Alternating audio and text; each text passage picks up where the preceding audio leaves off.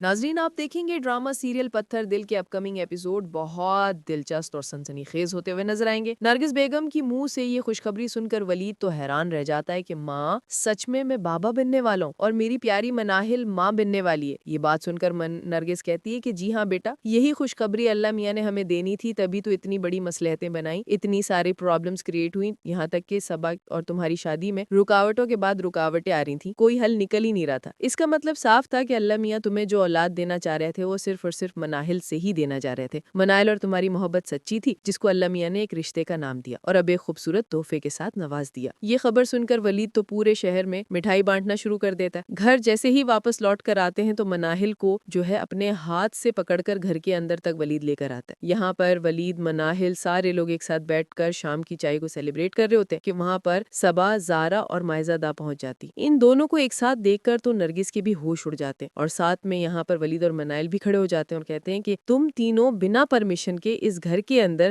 داخل کیسے ہوئی؟ یہ بات سن کر مادہ کہتی کہ بس کر دو نرگس، تو میں تمہاری دوست اور کزن ہوں اور مجھے تمہارے گھر آنے کے لیے کسی چیز کی پرمیشن نہیں چاہیے۔ تو نرگس کہتی ہے کہ سارے رشتے ناتے تو وقت ختم ہو چکے تھے جس وقت تم میرے بیٹے کی بنی بنائی ریسپشن میں سارا ہنگامہ کر رہی تھی اور تماشا کر رہی تھی۔ ہماری خوشیوں کو نظر لگانے والی اب مجھے تمہاری کوئی ضرورت نہیں، ایسی کزن سے میں ایسے ہی اچھی ہوں۔ یہ بات سن کر مادہ کہتی کہ مت بھولو تم غلط کر رہی ہو۔ تو صبا کہتی کہ مبارک ہو منائل، تمہارا بہت بڑا سپنا تھا نا جو کہ پورا ہو گیا تھا۔ میں جھوٹی تھی نا، تو پھر اگر جھوٹی ہوتی تو تم دونوں شادی کیوں کر لیتی؟ تو مناہل کہتی ہے کہ جس کے مقدر میں ہی ولید جیسا محبت کرنے والا شخص نہ ہو، وہ تو پھر اپنی قسمت کو ہی پیٹتے ہوئے پیچھے ضرور لوٹے گی، اور تم اسی لیے پیچھے آئی ہو، جبکہ اب نہ تمہارا ولید کے ساتھ کوئی تعلق ہے اور نہ ہی ولید اور تم کچھ لگتے ہو، تو پھر کس حق سے تم اس گھر کے اندر آئی ہو؟ تو زارا بہتی ہے کہ واہ منائل، تم تو اب بولنے لگ پڑی ہو، تمہیں یہ لگ رہا ہے کہ تم اس گھر کی مہارانی بن گئی ہو، لیکن ایک بات کان کھول کر کے سن لو، جو تمہاری وہ جائیداد ہے اب تمہیں وہ نہیں ملنے والی۔ تو مناہل کہتی کہ کس خوش فہمی میں جی رہی ہو زارا، اپنے شوہر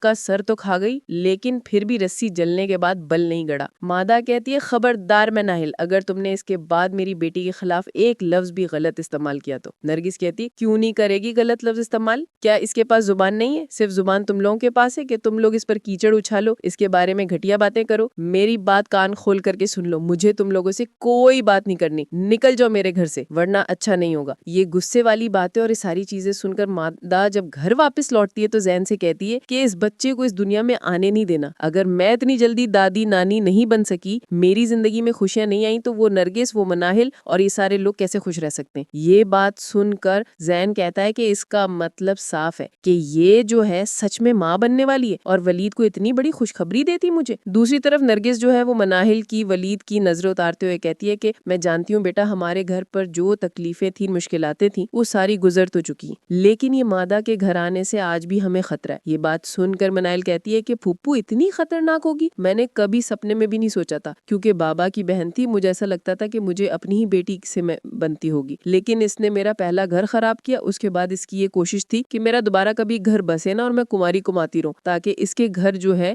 وہ چلتا رہے، لیکن ایسے نہیں ہو سکتا تھا۔ اب پھوپھو کو پتہ چلے گا کہ منائل کیا چیز تھی اور منائل کے ساتھ برا کرنے کی اس کو انجام اور سزا مطلب کیا ملتی ہے۔ تو فرینڈز، یہ تھی آج کی اپڈیٹ۔ مزید ریویوز کے لیے چینل کو سبسکرائب کریں۔ ملتے ہیں نیکسٹ ویڈیو میں، اپنا بہت زیادہ خیال رکھیے گا۔